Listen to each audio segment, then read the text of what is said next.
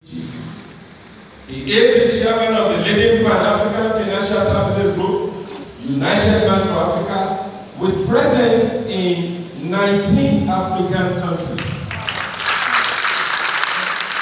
And offices in Paris, London, and New York.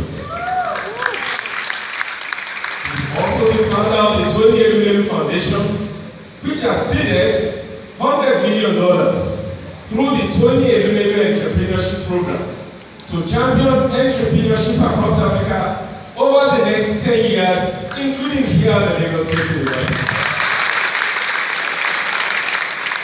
Among his numerous roles, he serves as co-chair of the Aspen Institute Strategic Group on Global Food Security, sits on the Global Advisory Board of the Washington, D.C.-based think tank, the Wilson Center, and he is a member of the Global Advisory Council of the Harvard Kennedy School Center for Public Leadership.